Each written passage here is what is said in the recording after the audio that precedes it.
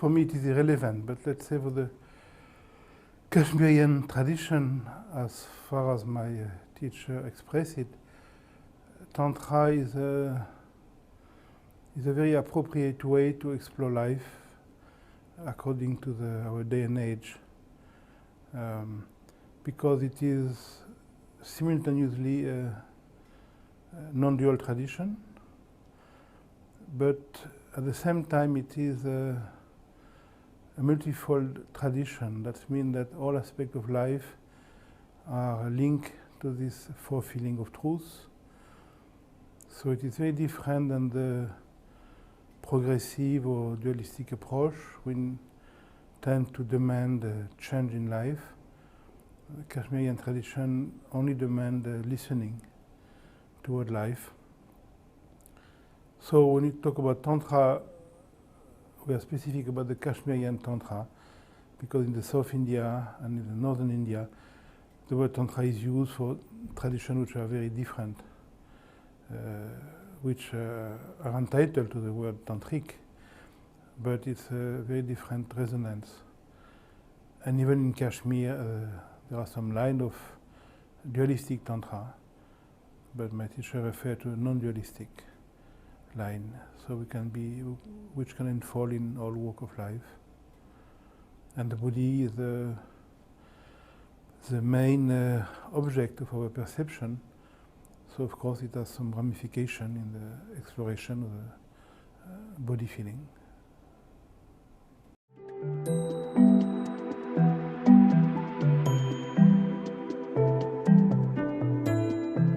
I have not the body come from Vedantic tradition. In Kashmir, we are the body, but we are the body too.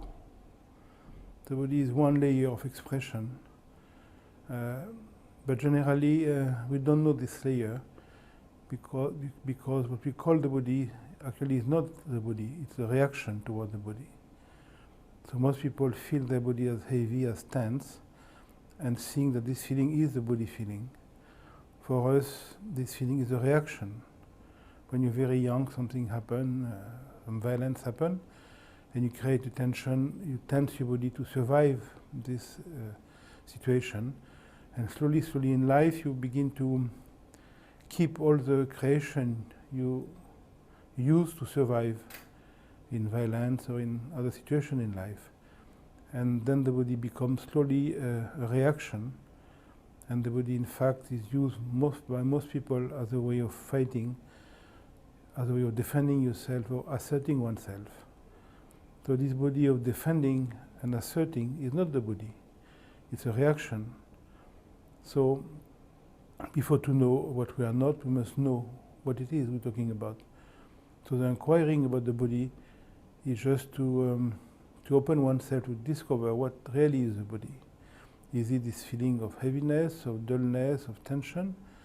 This feeling I use for aggression, for defense? Or is there something else? So this must become an experience and not a thinking process. So body work as a space for this discovery.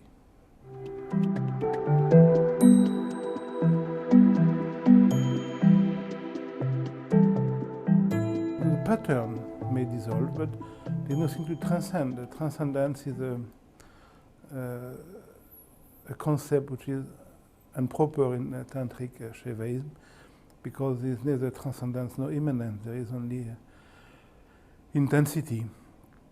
So when you see that what you feel the body is a mental creation in a way that you receive a letter from your lover and you feel very light, and then the next day you receive a letter that finally decides to sleep with your neighbor instead of you, and you feel very heavy. So this feeling is not the body feeling, it's a reaction feeling. But generally we tend to think that our body is this lightness or this heaviness. No, this is just emotional reaction. So we must, in a certain way, be passionate by this exploration to see what could be my body when neither I am opposing something or striving towards something, defending something. So Tantra is a practice, is not a philosophy.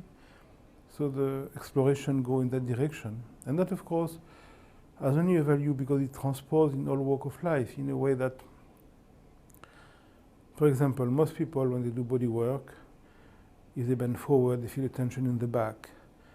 And if you ask them, are you tense? They will say, yes, I feel my back tense. I am tense. With the exploration, when you realize that when your wrist is tense, when your fist is tense, you're not tense. The fist is tense. When the fist is open, I'm not more open. My fist is open. My fist is tense. My fist is open. My back can be tense. I'm not tense. My back is tense. And when you realize that in a exploration, like your body, your back is tense, but you're not tense, that will transfer to the level of emotion. When you feel fear, you're not afraid. When you feel sadness, you're not sad. And it is because you feel sadness without being sad that you go and see Rigoletto, you pay $200, and when at the end of the play Rigoletto, the daughter of Rigoletto is killed, you cry, it's very sad, you come out, and you said it was beautiful. What was beautiful? Feeling the sadness without being sad. What is beautiful in fear? Feeling fear without being afraid. That's why people jump from a bridge with an elastic around their legs, try to feel fear, and they sleep very well. But if you're afraid, you block the feeling of the fear, and that can remain. If you're sad, you block the feeling of the sadness, and that will remain. If you're tense, you block the feeling of the tension, and that will remain. But if you feel the tension will unfold by itself because the very nature of fact is movement, and the tension which unfolds by its very nature quit is limitation as tension. So for us, the body work has only a value if it transposes in the emotional level. That's why the way we work look like all the school of yoga. We all do the same position, but the way we do it is different. That we don't do it striving towards something. We do it to feel. And when you feel oneself aloof from what you feel, and that will transpose in emotional life.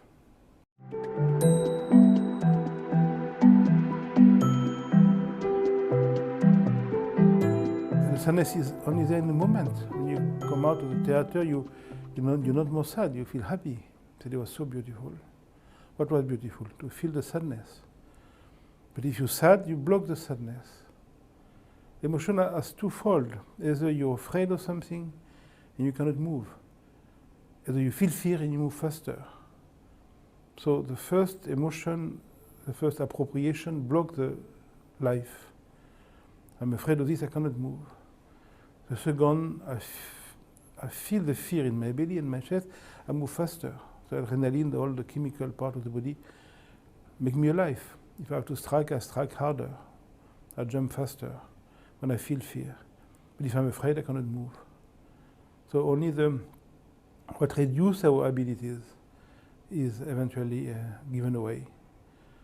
Emotion will always remain, but as power, as beauty, as expression, not as hindrance that one should get rid of to find freedom or whatever.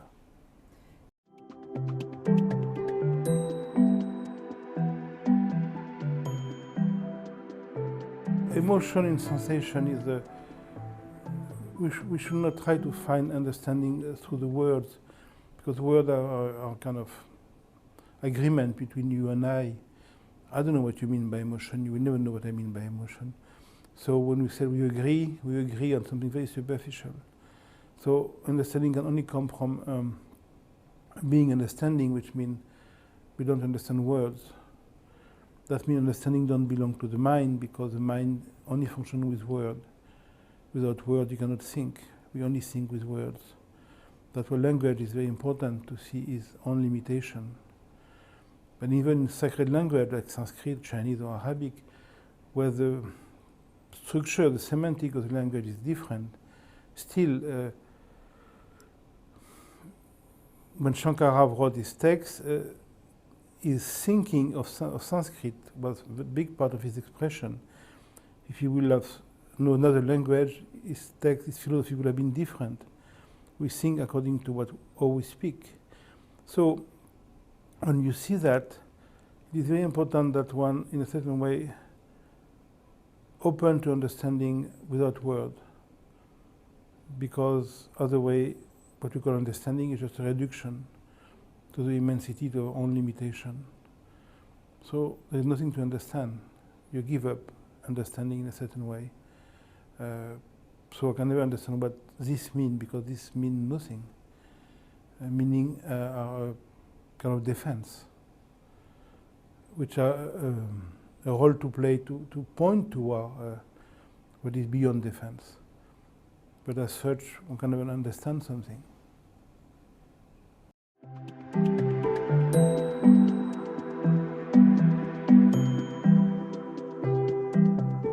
It refers to celebration.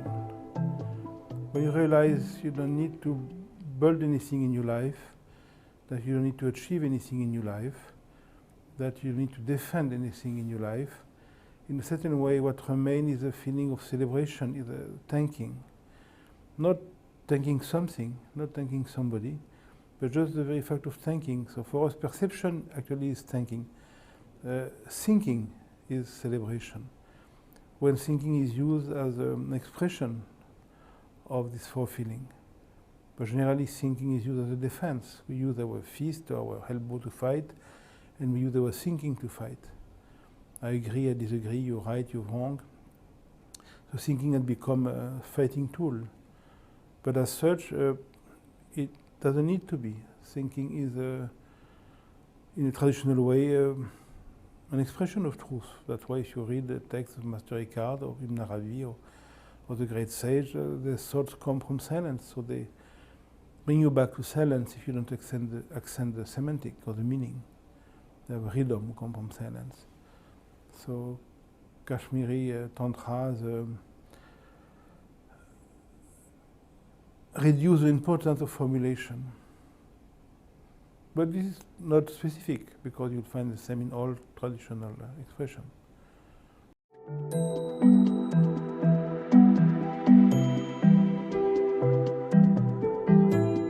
Actually, it is not. The only thing that the expression has to be adapted to the modern world. Many elements we are taken for granted in Kashmir, or were taken, because now, because of the political situation, it is different.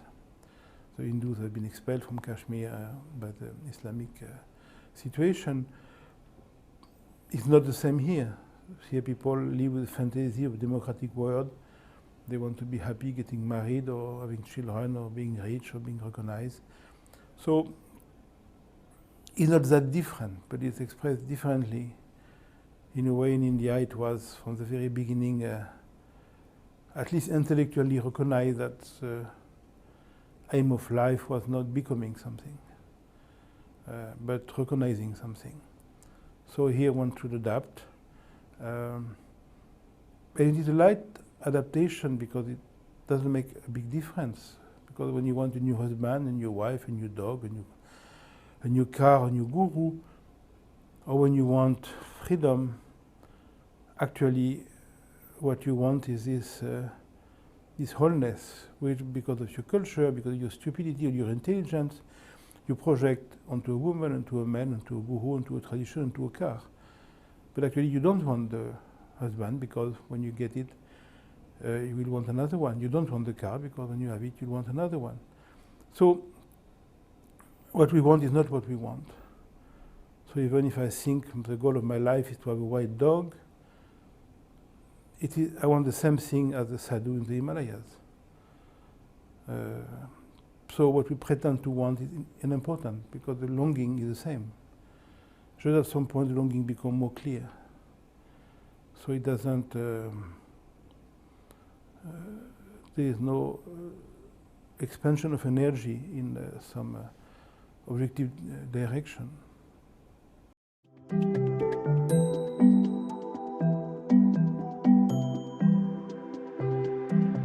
Seeking is an expression of truth. It's not a way. Abhinavagupta in the Tantra Loka is very clear that all the all the yoga practice are an expression of truth. Yoga do not bring to truth, but truth expresses itself through yoga. So the way is an expression. Sadhana is an. It is because you forfelt silence that your life becomes sadhana. But to do sadhana to reach silence is a wrong way of thinking. The very fact you look for something is a proof you already feel it, you already have it. The very fact you ask a question proves you know the answer. The answer is before the question. You can only ask a question because you forfeit the answer. You cannot ask a question. So for the sadhana, somebody who look for God is looking come from God directly. It's just an expression. But the looking do not bring you to what you look for. What you look for is behind you. The way you express yourself is seem as a seeking maybe at the beginning, but will end up being a celebration, or what cannot be sought, what cannot be found. You are you are what needs to be found. You're not the finder of anything. The truth is in back of us, not in front of us. That's why it can never be reached, it can never be understood, it can never be felt, it can never be sensed. Because we are what needs to be sensed, felt, and seen. We are not the seeker. We are what is seek. We are what is sought. So, sadhana and seeking and expression is for us a direct transposition of the fulfilling of truth in the realm of spiritual dynamism.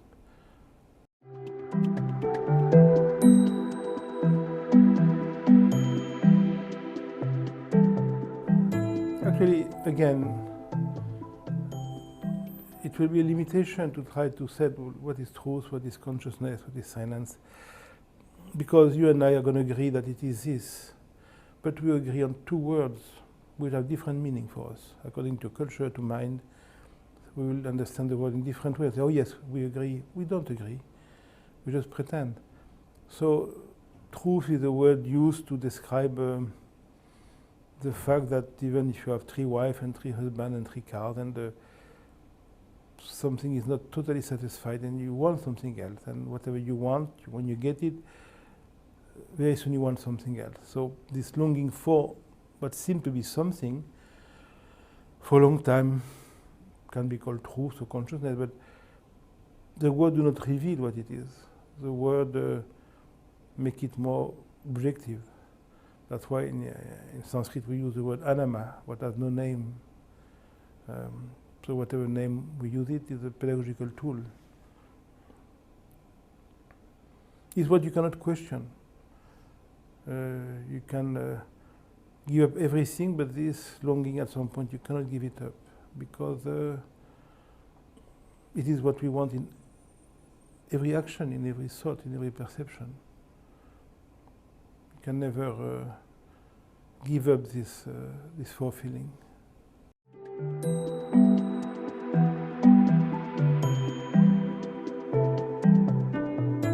Saying there is no truth, or saying there is a truth are both thoughts and they're both respectful, but they refer to the same thing.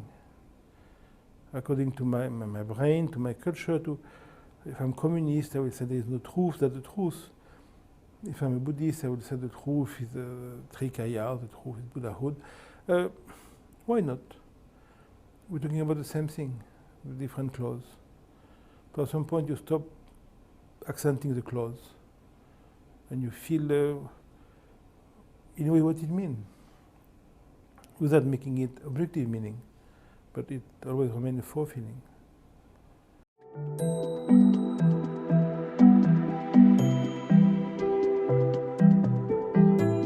But what changes is that at the beginning you feel relaxed, and more you inquire about the body, and more you realize your only tension.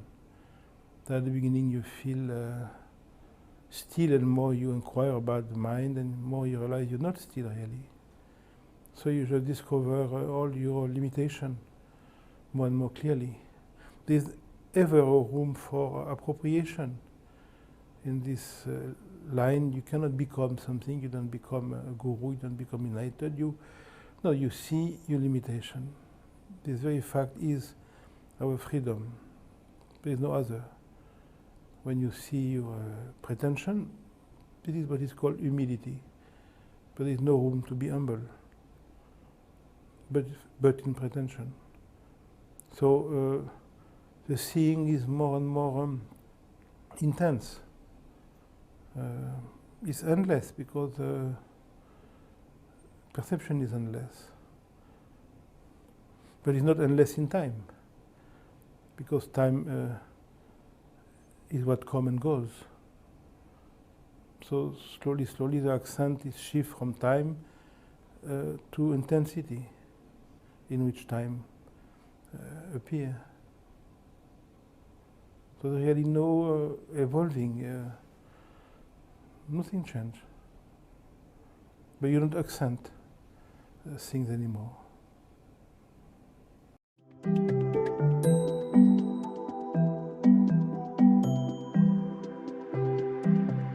In a way, Jean Klein has two teachings. He was teaching Advaita Vedanta for the very bright people, and Tantra for the very stupid one. So Advaita is an holistic teaching, which is only proper for people with a high level of mental discrimination, which are immensely purified. That means we have no link with emotional life. When you read Shankara, when you read the commentary of the Mandukya Upanishad from Gaudapada, they don't talk about your wife and your children and fear. No, they talk about real stuff. So that's for the exception. And he needs the presence of somebody really in his own absence. You cannot inhabit this openness on your own, according to the tradition. Tantra is for the stupid. Tantra do not need anything but being more and more open to the fact that we are constantly in reaction, that we are constantly in pretension, that we are constantly in thinking, in defending, in trying. So this teaching was very stimulating. And it doesn't require any teacher. The teacher is life. And there's no room to achieve anything there. So according to the level of his students, Jean had used one or the other teaching. Of course, it was not black and white, but still, there's a kind of strong line. The dualistic, non-dualistic teaching exclude everything to concentrate on the intensity. The Tantric teaching include everything because there's nothing else than truth. So there's nothing to exclude. It is democratic. The other is elitist. That's the Tantric point of view. From the Vedadic point of view, they see it different way. And there's no contradiction, because Indian traditions are multifold. It may seem in opposition, it is not.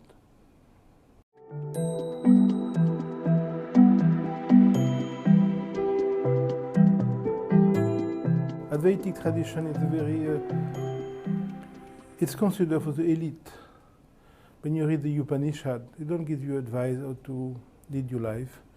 They don't tell you what to eat. They don't tell you how to make love. They don't tell you, they tell you to concentrate on the self. It is beautiful for the people who have these abilities. But most people may concentrate on the self when everything goes well, but when their wife sleeps with a neighbor, when their child gets killed, or when they have a cancer, the concentration is weaker. It's weaker than the Tantric tradition has a room to play. But if one has this ability to abide in the very self of oneself, it is beautiful. Nothing else is needed. But most people can only have this four feeling when the surrounding is fine. But if the work break down, if the body break down, if the wife break down, or the husband break down, or the child break down, their meditation or their own non-identity is weakened. So then the Tantric tradition has a role to play. To make you see that the very fact of what's happening is nothing else than what you were looking for. That consciousness has no form. It has a form of what appears in the moment. And it is our thinking mind who should create a separation. But that should be felt and not thought. So there's no opposition, it's just a different orientation.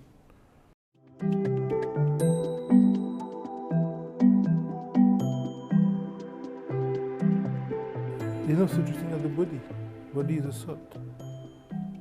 So to try to find oneself in the body is like to try oneself in a car or in a relationship. It's a fantasy. Body is only there when it is thought. In deep sleep there is no body, but every time you go to sleep you're so happy in the night to go to sleep. So, and to try to pretend I am nowhere or I am everywhere, whatever, it's very sweet, but fact of life challenge this evidence if it's not a real evidence. It could be a real evidence. Ramana Maharshi never done any yoga. Maharaj neither, Lama neither. The great sage, none of the sages have done yoga. Master Eckhart in Arabi never stand on the head, and they were not missing anything. And you know so many people who do yoga day and long, and well, we wonder why. So it is not there, it's not against or for, it is just it's a question of intensity. Body is feeling, and whatever we call life is our body. We don't meet life, we meet only our body. So it's a kind of respect in a way to listen, not to listen to the body, because the body is a concept, but to listen to what we imagine as a body. And with listening, well, the preconception we have of the body will change. And if the preconception we have of our body will change, the way we see the world change, because the way we create the world is just a projection of the way we feel our body. There's no difference. If I feel my body hard, the world is hard. If I feel violence, I feel the world violent. We can know only the projection of our body. The world is only the projection of our mental limitation, affectivity, and so on. If you rape all you use, you see the world from that point of view. If you caress and love all you use, you'll see the world from this point of view. We don't see the world. We only see our emotion. So Tantra, in a way, is just acknowledging this fact and inquiring for the sake of it, because life is inquiring. There's no goal. You don't become anything. You're never going to change anything. You're never going to achieve anything. But the beauty of life is the intensity of life is asking without asking without expecting an answer. If you expect an answer, you live in projection. You cannot be present. So my teacher used to say, waiting without waiting. There's a waiting, which is aloofness, which is openness, but without waiting will be a direction, going away from aloofness. So myself, I use the word intensity. It's a word, it has no meaning, but it is the same thing. So there's no contradiction. For some people, the body work will be a distraction because they could not approach it without the intention. So for them, it will be a dispersion. For some people, not to do the body work will be a dispersion because it's too easy to read the Upanishad when your husband is faithful, when you're in good health, when you have some money, when your country is at peace. So you must see things in a more creative way. So, and it's not that we have a choice. Things unravel the way they need to be. So there's no contradiction.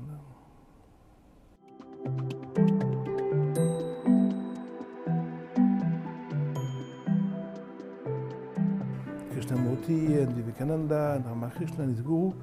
And there was a picture of a very fat man, a big belly like me, but a big mustache, incredible eyes and a big sword. And so he was putting the kumkum, and one day we asked him, Maharaj, who is this man? He said, oh, this man is the man who killed all the English in my village. So people see that here in the fantasy world. But the Maharaj was very creative. Non-duality is not something. It's and Bhajan is not something else. It's just the intensity of life. It is our mind. We want to decide it is dual, non-dual, dual, non-dual, non-dual, dual. And it's not only Western, because in India we have 5 Vedantic traditions, not 3. There's a non-dualist, dualistic, half dualist, non-dualistic, half non-dualist, dualistic, non-dualist, dualistic, non-dualist, dualistic, non-dualist. Which is Advaita, and so on. So Indians are like that too.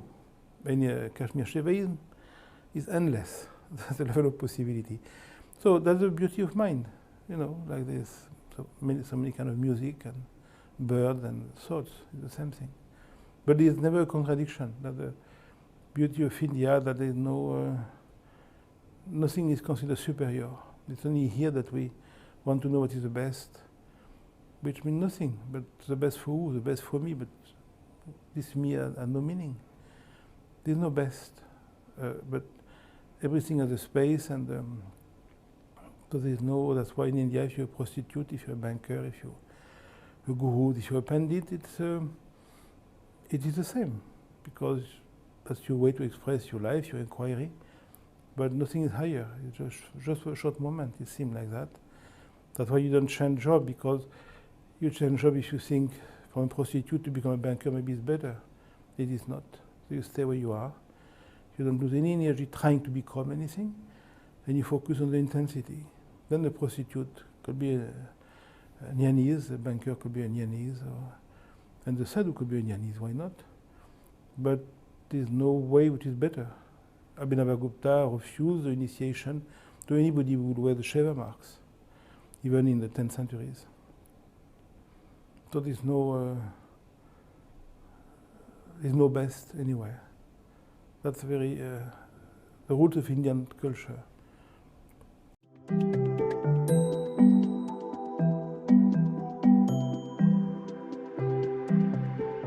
Yes, because the ego wants to know what is best for me. What is best for me? Shall I sleep with this one or that one? Shall I marry this one or that one? Shall I go there or there? Who is the best guru? Who is the best book? What is the best car? The best for what? One must inquire at some point. Who am I talking about? What am I talking about? It's a fantasy. So any situation will bring you back to seeing you're just pretending, I better marry this one, then I know I better divorce that one. We're only living in this fantasy. In India, you don't get married for you. You get married because, in a way, that's life. I'm not saying that one should follow Indian tradition, because as all traditions, they have their beauty and their weakness. But it is not that stupid. That's the way we think from here. Because it cuts you all dynamism towards something. If you're born in India, you cannot become anything. So you have to, the only space available to you is intensity. Everything else is cut for you. You're not married for love. You don't marry for any reason. Whatever you do is not what you want to do. So you have to find the freedom not in doing. So, but of course, it has its limit too.